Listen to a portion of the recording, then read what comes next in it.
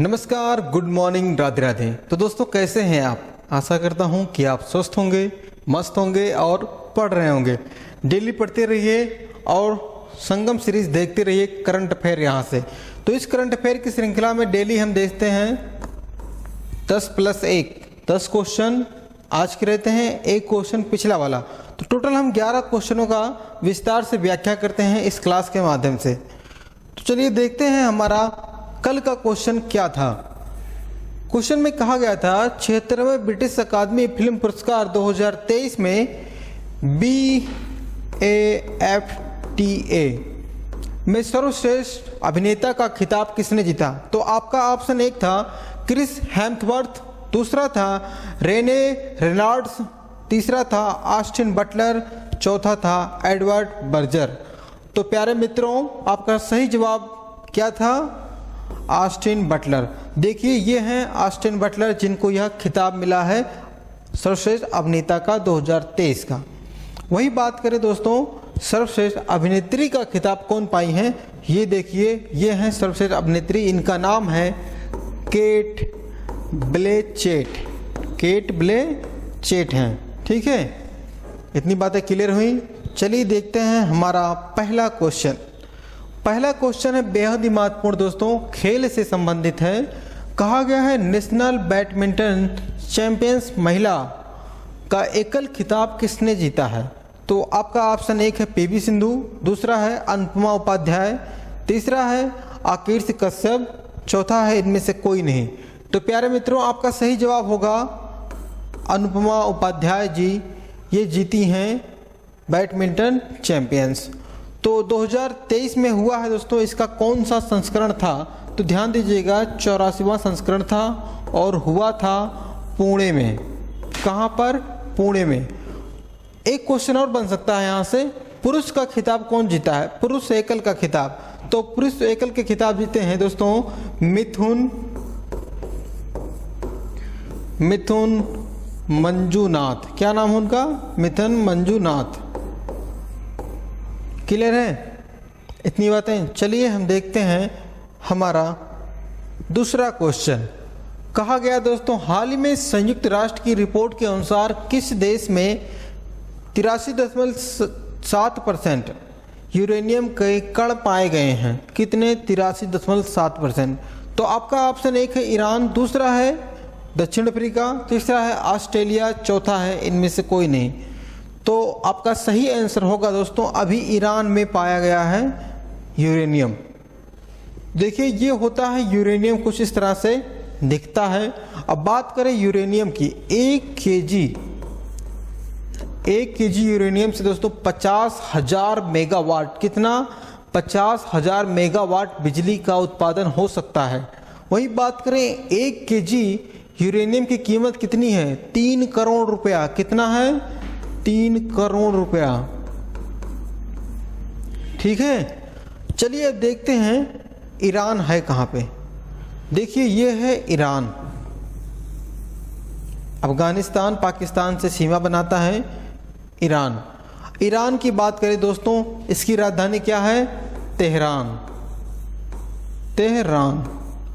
वही बात करें इसकी संसद का नाम क्या है? ईरान की संसद का नाम है दोस्तों मजलिस। क्या नाम है? मजलिस। भाषा क्या है? फारसी। कौन सी भाषा? फारसी। उसके बाद यहाँ की मुद्रा अगर से पूछा था दोस्तों, क्या है? रियाल है, मुद्रा रियाल है। तो ईरान साइड का एक व्यक्ति था, भारत पर सबसे पहले आक्रमण करने आया सफल आक्रमण मोहम्मद बिन कासिम था। किस वाले एरिया का था? ईरान साइड का था, ठीक है। किसको हराया था? जो सिंध वाला एरिया था पाकिस्तान के समीप, वहाँ के राजा दाहिर को हराया था। चलिए आगे देखते हैं हम। क्वेश्चन नंबर तीसरा दोस्तों, इसमें कहा गया है हाल ही में किसने चंद्रमा मिशन के लिए अपने रॉकेट का क्रायोजेनिक इंजन का सफलतापूर्वक परीक्षण किया है? तो जो इंजन होता है दोस्तों रॉकेट को उड़ाने में बहुत ही बड़ा योगदान होता है इस इंजन का। तो आपका ऑप्शन एक है नासा, दूसरा है इसरो, तीसरा है CNACA, कनाडा की जो स्पेस एजेंसी है। तो आपका सही आंसर हो जाएगा दोस्तों कौन सा, अभी इसरो ने इसका सफलतापूर्वक परीक्षण किया है। किसने? इसरो ने। अब बात करें चंद्रयान मिशन की, तो यह दोस्तों चंद्रयान तीसरा अभी जाएगा, उसके लिए इसका सफलतापूर्वक से परीक्षण किया गया है। जो चंद्रयान तीसरा है दोस्तों अभी 2023 इसी वर्ष जाएगा ये, ठीक है। बात करें पहला चंद्रयान मिशन कब गया था, तो दोस्तों डेट आप ध्यान देंगे 22 अक्टूबर 2008 को, ठीक है। वही बात करें सेकेंड वाला कब गया था, चंद्रयान 2, तो गया था दोस्तों 22 जुलाई, आपको याद होगा 2019 को गया था चंद्रयान दूसरा। तीसरा 2023 में जाएगा। अब देखिए इंडिया का हो गया। अब इंडिया का पहला व्यक्ति है जो चंद्रमा पर गया था, कौन गया था? राकेश शर्मा। राकेश शर्मा जी गए थे इंडिया की तरफ से पहली बार चंद्रमा पर। कब गए थे? 3 अप्रैल 1984 को। 3 अप्रैल 1984 को राकेश शर्मा गए थे चंद्रमा पर। क्लियर है? अब यहीं से क्वेश्चन बनता है पहला व्यक्ति कौन था जो चंद्रमा पर गया था, तो आप ध्यान देंगे नील आर्मस्ट्रांग थे। कौन थे? Neil Armstrong. कहाँ के थे? नासा के द्वारा भेजा गया था इनको। कब भेजा गया था? 1969 में भेजा गया था, ठीक है। चलिए देखते हैं अगला क्वेश्चन, बहुत ही महत्वपूर्ण क्वेश्चन है। कहा गया है CRII रिपोर्ट 2022 में भारत का 161 देशों में कितना स्थान रहा, तो आपका ऑप्शन एक है 123, दूसरा है 128, तीसरा है 129, चौथा है 143। तो प्यारे मित्रों, प्यारे दोस्तों, आपका सही आंसर होगा 123वां स्थान है 161 देशों में। वही बात करें दोस्तों, एक इंडेक्स आता है हेनले पासपोर्ट इंडेक्स 2023 का आया है, जिसमें भारत का स्थान है 85वां, ठीक है। वहीं फर्स्ट पर है जापान। क्लियर इतनी बातें? फर्स्ट जापान पर है। और एक रिपोर्ट अभी आया था विश्व बौद्धिक संपदा सूचकांक। कौन सा? विश्व बौद्धिक संपदा सूचकांक। इसमें 55 देश थे शामिल, जिनमें से भारत का स्थान रहा 42वां, ठीक है। वही बात करें फर्स्ट पर था USA अमेरिका, ठीक है। क्लियर है? चलिए हमारा देखते हैं क्वेश्चन नंबर 5 दोस्तों। कहा गया है 1 मार्च 2023 को भ्रष्टाचार रोधी कार्यक्रम की समूह में G20 की बैठक कहाँ पे हुई, तो आपका ऑप्शन एक है हुबली, दूसरा है गाजियाबाद, तीसरा है गुरुग्राम, चौथा है पुणे। तो दोस्तों आपका सही आंसर गुरुग्राम है। तो गुरुग्राम में इस समूह का बैठक का आयोजन हुआ है। इसी वर्ष 2023 में G20 की अध्यक्षता करेगा भारत। अब बात करें किसकी दोस्तों? भ्रष्टाचार रोधी जो गतिविधियां होती हैं, देखिए कुछ इस तरह से होती हैं, सामने कुछ दिखता है, नीचे से कुछ होता है। तो हर चीज़ में भ्रष्टाचार है, तो भ्रष्टाचार को रोकना चाहिए, क्योंकि जो भी एग्जाम नहीं हो रहे हैं रीजन यही है, पुलिस की वैकेंसी नहीं आ रही है रीजन यही है, भ्रष्टाचार, ठीक है। अब बात करें दोस्तों गुरुग्राम की, तो अंतर्राष्ट्रीय सौर संगठन है, जिसकी स्थापना हुई थी दोस्तों 11 मार्च 2018 को, ठीक है। भारत में इसकी स्थापना हुई, हेडक्वार्टर गुरुग्राम में है। तो यह दोस्तों कब दिमाग में उपज आई थी कि इसकी स्थापना करनी चाहिए, तो आप अगर से याद होगा आपको, तो दोस्तों COP कब हुआ था? 2021वां वाला। कहाँ पे हुआ? फ्रांस की राजधानी पेरिस में, ठीक है। और यहाँ पे फ्रांस और इंडिया ने मिलकर एक प्लान बनाया कि अंतर्राष्ट्रीय सौर संगठन का निर्माण करना चाहिए। तो इसलिए उपज कहाँ की है? COP 21 की है। इतनी बातें क्लियर हैं? चले हम आगे, चलिए देखते हैं। क्वेश्चन नंबर 6 है, कह रहा है 1 मार्च 2023 को 3,14,025 करोड़ रुपए के बजट में कौन सा बजट ग्रीन बजट पेश किया है कौन सा राज्य? तो आपका ऑप्शन एक है बिहार, दूसरा है उत्तर प्रदेश, तीसरा है मध्य प्रदेश, चौथा है गुजरात। तो आपका सही आंसर हो सकता है दोस्तों कौन सा? उत्तर प्रदेश, लेकिन नहीं है, क्योंकि ऐसा काम कर रहा है अभी भी मध्य प्रदेश की सरकार कर रही है। तो ठीक है, मध्य प्रदेश की राजधानी भोपाल है। वहीं मुख्यमंत्री की बात करें शिवराज सिंह चौहान है। इतनी बातें क्लियर हैं? तो देखिए, इस बजट का मेन उद्देश्य यही है, पर्यावरण को ध्यान में रखकर ऐसा काम किया जाए जो समाज के सभी वर्गों के लिए यह लाभदायक हो। मेन उद्देश्य यही होता है ग्रीन बॉन्ड लाने का। बात करें बजट की दोस्तों, क्या आपको पता है बजट का उल्लेख संविधान में नहीं है? क्या है? बजट शब्द का संविधान में उल्लेख नहीं है। कहा गया है आर्टिकल 112 में, कितने में? आर्टिकल 112 में कहा गया है वार्षिक वित्तीय विवरण। क्या दोस्तों? वार्षिक वित्तीय विवरण के नाम से एक बनता है जिसको बजट नाम दे दिया गया है। बजट दोस्तों हर वर्ष फरवरी माह में संसद में पेश किया जाता है। इतनी बातें क्लियर? चलिए आगे देखते हैं। क्वेश्चन 7वां है, बोला टिन्बू किस देश के नए राष्ट्रपति बने हैं? कौन? बोला टिन्बू किस देश के नए राष्ट्रपति बने हैं? तो आपका ऑप्शन एक है फिजी, दूसरा है स्लोवानिया, तीसरा है इटली, चौथा है नाइजीरिया। तो प्यारे मित्रों, आपका सही आंसर है नाइजीरिया। तो ये महाराज कहाँ के हैं? नाइजीरिया के हैं। कौन है? बोला टिन्बू जी। तो आइए देखते हैं मैप में नाइजीरिया है कहाँ पे। तो देखिए, ये देश है नाइजीरिया, ठीक है। अब बात आती है किस महाद्वीप में है नाइजीरिया? तो देखिए यहाँ पे है, ये बड़ा वाला एरिया कौन सा है? अफ्रीका महाद्वीप। तो अफ्रीका महाद्वीप की बात करें दोस्तों, क्वेश्चन अगर से बनेगा तो ऐसा कौन सा महाद्वीप है, ध्यान दीजिएगा, ऐसा कौन सा महाद्वीप है जिसके 3 रेखाएं गुजरती हैं? कौन 3 रेखाएं गुजरती हैं? देखिए ये 3 रेखाएं हैं। अब बीच वाले को कहते हैं 0 डिग्री, और उसके जो ऊपर है उत्तर में 23.5 डिग्री, उसे कहते हैं कर्क रेखा। जो 23.5 डिग्री नीचे है दक्षिण में, उसे कहते हैं मकर रेखा। क्लियर हुई बातें? इस वाले को भूमध्य रेखा कहते हैं, विषुवत रेखा कहते हैं, ठीक है। इतनी बातें क्लियर हुई। और जो ऊपर वाला रेखा है कर्क रेखा, या भारत से होकर जाता है, भारत के 8 राज्यों से होकर गुजरता है। क्लियर हुई इतनी बातें?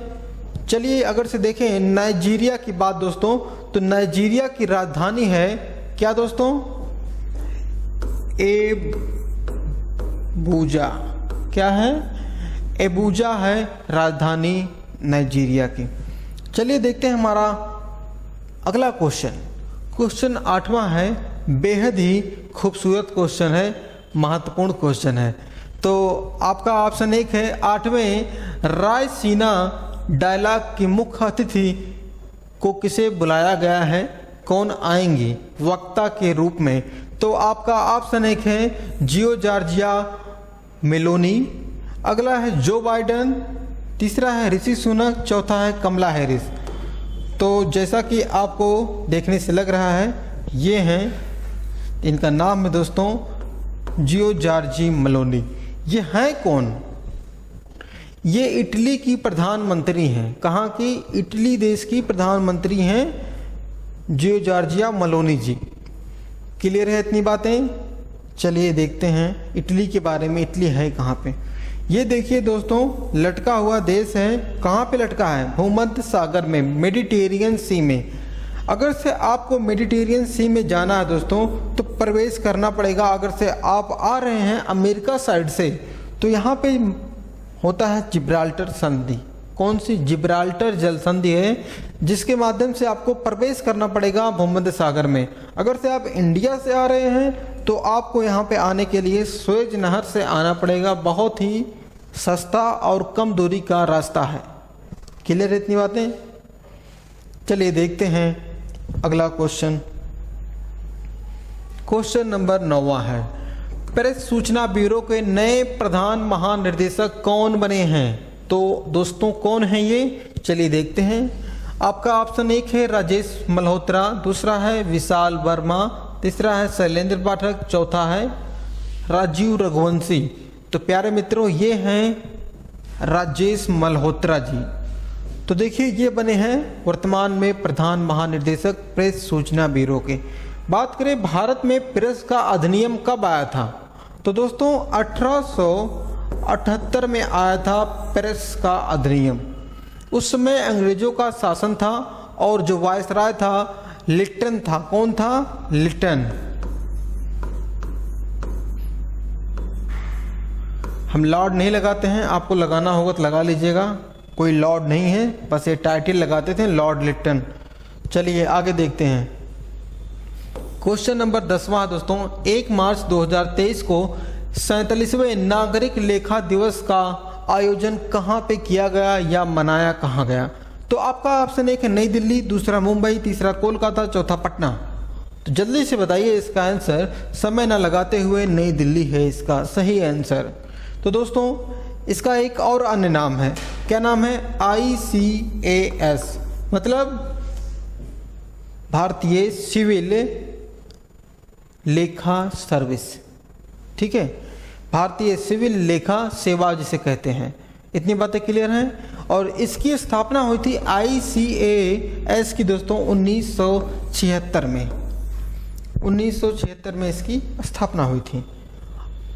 देखते हैं आज का ब्रह्मास्त्र, बेहद ही महत्वपूर्ण टॉपिक हमारा चल रहा है ब्रह्मास्त्र का।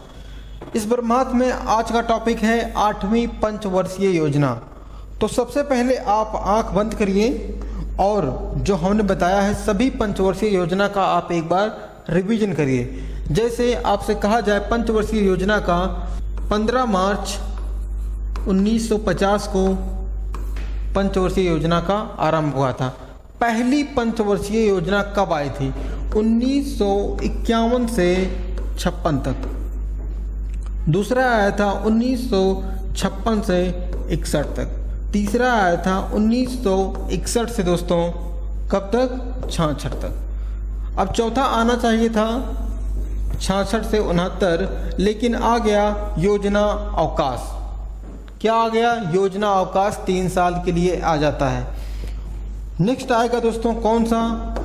चौथा पंचवर्षीय योजना कब आएगा? 1969 से 74 तक। ठीक है। पांचवें की बात करें दोस्तों 1974 से 78 तक। क्यों आता है एक साल पहले? क्योंकि सरकार बदलती है और आ जाती है बीजेपी की सरकार, वह लेके आते हैं रोलिंग प्लान। उसके बाद रोलिंग प्लान चलता है दोस्तों 1978 से 80 तक आ जाता है दोस्तों। नेक्स्ट आएगा दोस्तों आपका 6वां आ जाएगा 1980 से 85 तक। 7वां आ जाएगा दोस्तों 1985 से 90 तक। अब 8वां आना चाहिए था 90 से 95, लेकिन सिचुएशन ऐसी आ गई कि उस समय भारत में मंदी का दौर आ गया और 2 साल का वार्षिक लाया गया। जो योजना अवकाश चल रहा था 5 साल का, अब लाया गया वार्षिक। परिस्थितियाँ क्या हुई थी दोस्तों? उस समय आर्थिक मंदी आया और 1900 कब दोस्तों LLP भारत में कब आया, जिसे कहा जाता है दोस्तों उदारीकरण, निजीकरण, वैश्वीकरण। क्या दोस्तों? उदारीकरण, निजीकरण, वैश्वीकरण भारत में कब आया था? 24 जुलाई 1991 को भारत में LLP आया था, उदारीकरण आया था। इतनी बातें क्लियर है। अब देखते हैं इसके बारे में 8वीं पंचवर्षीय योजना 1992 से 1997। इसका मुख्य उद्देश्य था दोस्तों सर्वप्रथम मानव संसाधन विकास करना और रोजगार प्रोवाइड कराना। सबसे मुख्य उद्देश्य यही था इसका। गरीबी को कम करना, रोजगार पर नियंत्रण करना, पंचायती राज और नगरपालिका और संगठनों का केंद्रीकरण करना। आगे बात करें इसमें दोस्तों उद्देश्य जो था 15 से 35 वर्ष के आयु के सभी लोगों को दोस्तों प्राथमिक शिक्षा की सार्वभौमिकता प्रोवाइड कराना है। ठीक है। आगे चलें, इसमें देखते हैं आगे हम रिवीजन के बारे में। तो आपका रिवीजन इस क्लास का पहला क्वेश्चन कहा गया है हाल ही में महिला T20 में सर्वाधिक विकेट लेने वाली कौन सी प्लेयर हो गई हैं? तो आपका कौन सा आंसर था? सबीना इस्माइल जी थी, सर्वाधिक विकेट ली थी। अगला क्वेश्चन, हाल ही में INS सुकन्या आधिकारिक दौरे पर किस देश के समीप पहुंची? तो दोस्तों श्रीलंका के पोर्ट पर पहुंचा INS सुकन्या। क्वेश्चन तीसरा है, हाल ही में पाकिस्तान ने वाहनों की आवागमन के लिए तोरखम खोल दी। किस देश के लिए खोल दी? अफगानिस्तान के लिए तोरखम सीमा को खोल दिया। अगला क्वेश्चन है, हाल ही में सीनियर महिला राष्ट्रीय चैंपियंस का खिताब कौन जीता? तो दोस्तों जीता है मध्य प्रदेश की टीम। क्वेश्चन नंबर 5वां है, हाल ही में आयुष मंत्रालय ने अपना पहला चिंतन शिविर किस राज्य में खोला? तो दोस्तों खोला है असम राज्य में। हाल ही में विश्व एनजीओ दिवस मनाया गया, तो वह किस तारीख को मनाया गया? तो दोस्तों अभी वह 27 फरवरी को मनाया गया विश्व एनजीओ दिवस। तो यह क्वेश्चन आपके लिए है, बेहद ही महत्वपूर्ण क्वेश्चन है। इसके बारे में हम अगली क्लास में विस्तार से व्याख्या करेंगे। तो क्वेश्चन में कहा गया है, स्लेडर लोरिस के लिए भारत का पहला अभयारण्य किस राज्य में स्थापित किया जाएगा? तो आपका ऑप्शन 1 है असम, दूसरा राजस्थान, मध्य प्रदेश, तमिलनाडु। तो प्यारे मित्रों, दोस्तों, इसका क्या जवाब होगा? आप इसका आंसर जरूर दीजिएगा कमेंट में। वीडियो अच्छा लगा है तो लाइक करिए, दोस्तों के पास शेयर करिए। अगर से आप हमारे और आपके इस परिवार पर जुड़े नहीं हैं, तो इस परिवार से जुड़ने के लिए सबसे आसान तरीका है, अपने मोबाइल पे चाहिए राइट साइड पर देखिए सब्सक्राइब का आइकन मिलेगा, उसको सब्सक्राइब करिए, बेल आइकन को ऑन कर दीजिए, जिससे आने वाली समस्त वीडियो आपको सबसे पहले नोटिफिकेशन मिल जाए। तो आज के लिए बस इतना, मिलते हैं नेक्स्ट क्लास में। हंसते रहिए, मुस्कुराते रहिए, पढ़ते रहिए। जय हिंद, धन्यवाद।